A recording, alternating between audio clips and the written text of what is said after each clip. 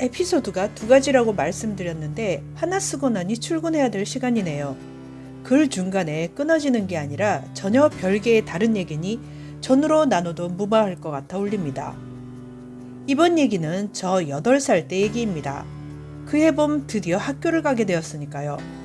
제 찬란한 자유가 끝장나던 해라 잘 기억합니다. 학교에 입학을 하고는 몇 달이 지난 때였습니다.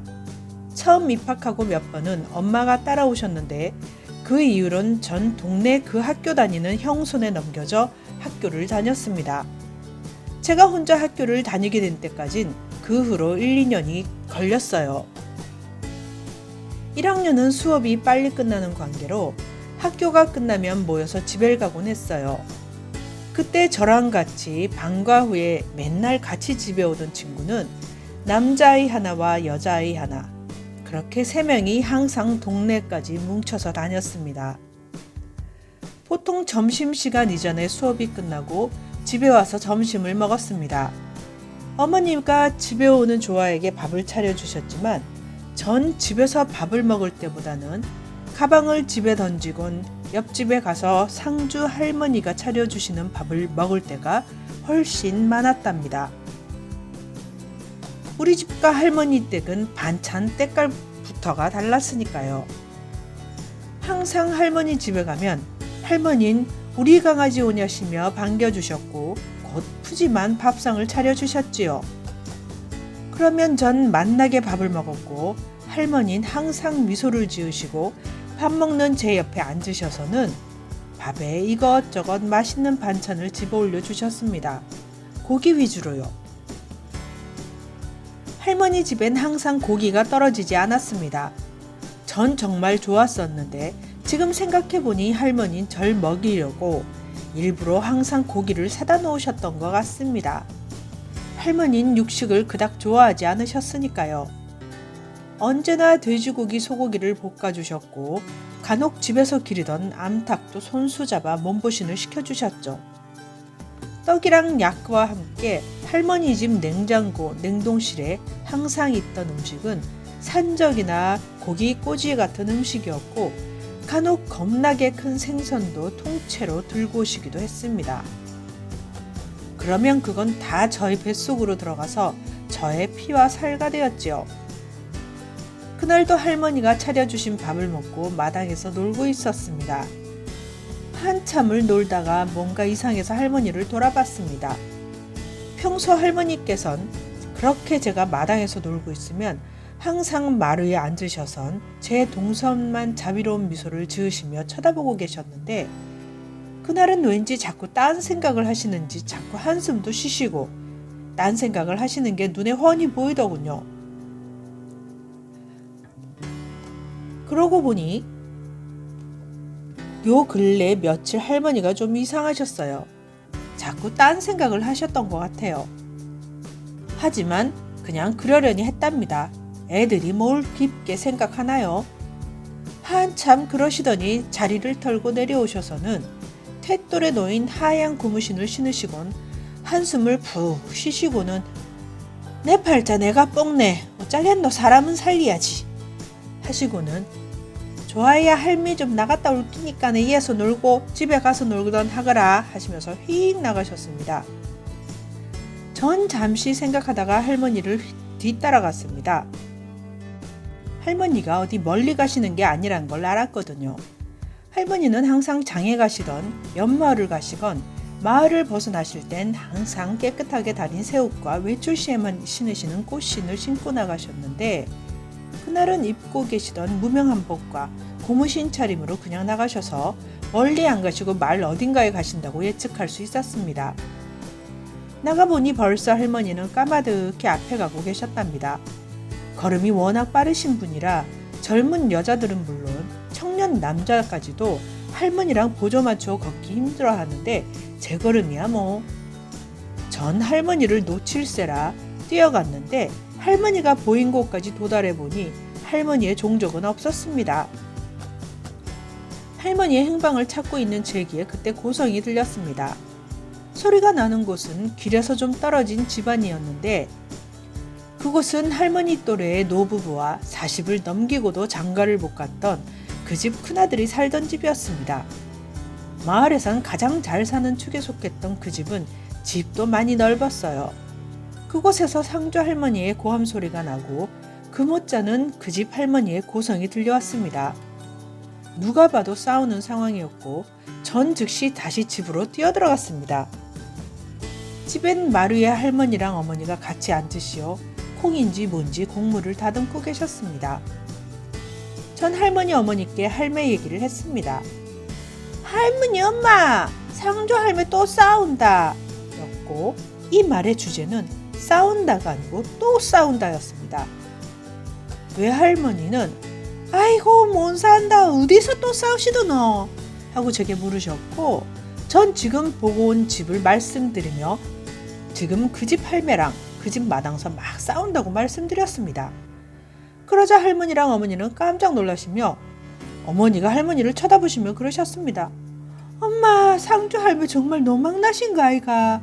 안 그래도 그 집 땡땡이 오빠가 아파서 다 죽어가서 걱정이 이만저만 아닌 집에 와 그래서 그러는데 하셨고 외할머니께서도 그러게 말이다 하시며 두 분이 급히 신으시고 달려나가셨습니다. 저도 엄마 나도 하고는 따라 나가려다가 혼자 있는 동생을 보고 달려가서 희야 손잡고 따라온나 하며 어머니와 할머니 뒤를 따라왔지요.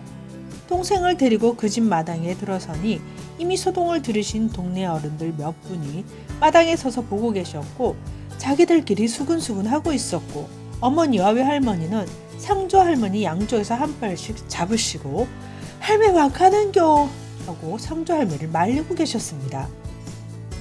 할머니 앞엔 그 집 할매가 노기가 등등하여 상조 할매에게 삿대질을 해대면서 큰 소리를 지르고 계셨어요. 이 할망구가 미칠 거면 곱게 미치지. 안 그래도 심란해 죽겠구만은. 와 남의 집에 와서 지랄이고 지랄이 하시고는 그 집 할아버지는 남자 체면에 여자랑 같이 싸우지는 못하시고 담배만 여은심 피우시며 불쾌한 표정을 감추지 못하셨습니다. 그때 할머니가 그러셨어요. 그라니까 네 아들 좀 놔보라 캐라. 내가 앵간해서는 남의 일 참견 안 할라고 몇 날 며칠을 생각했구만. 그래도 한 동네 사는 정이 있고 사람 목숨을 일단 건져야겠다 생각해서 왔더니 누구한테 큰소리고 큰소리가. 네 아들 네 앞서 피투하고 고꾸라져 뒤지는 거 보기 싫으면 퍼뜩 나와보라 캐라 하셨어요. 그러시며 네 아들 병원에 갔었지? 병원서 뭐라 카드노? 무슨 병인지 모른다 안 카드나? 걔 나왔더면 두어 달 못 산다 하셨어요. 저희 모두는 벙쪘고 그 얘기를 들으신 그 집 할머니도 그제서 이게 뭔 소린가 하는 표정으로 목소리까지 부들부들 떨으시며 그게 뭔 소리고? 하셨습니다. 아들이 죽을지도 모른다는데 어떤 엄마가 제정신이겠습니까? 상조 할머니의 얘기가 이어졌습니다. 네 아들 데리고 병원 갔었지? 네 병원서 뭐라 카드노? 분명 뭔 병인지 모른다고 했을 낀데 병원서는 당연히 모르지. 귀신에 시달리는구만은 그걸 병원서 어찌 알겠노? 하셨습니다. 그리고는 나도 상관하기 싫지만 왜 하겠노? 한 동네 사는 인인데 알고도 모른 척 못하겠고 뭐하노? 버뜩 안 됐구나 하고 그 집 할머니는 그 집 할아버지를 돌아보시며 땡땡이 하베요 하셨어요. 그러자 그때까지 듣고 있던 그 집 할아버지가 황급히 방으로 들어가셨고 아프다는 그 집 큰아들을 부축하여 나오셨어요. 그 할매네 아들이 나오자 모두들 깜짝 놀랐어요. 그건 사람의 모습이 아니었습니다. 저도 그날 전에 수시로 그 아저씨를 보고 인사도 드리곤 했었는데 풍채도 좋으시고 항상 웃는 얼굴로 대해주시던 좋은 아저씨였거든요. 그러나 그날 본 아저씨는 산 사람이라 부르기도 민망한 모습이셨어요. 두어 달 못 본 사이 아저씨는 영화 미이라에 나오는 이모탭같이 바싹 마른 모습이었지요. 할배의 손에 부축을 받고 나오신 아저씨는 잠시 서 계시는 것도 힘드신 듯 어른들이 서 계시는데도 마당에 있는 평상에 털썩 걸터 앉았습니다. 그리고는 안에서 상조 할머니의 한 얘기를 다 들으셨는지 멍한 눈으로 할머니를 쳐다봤지요.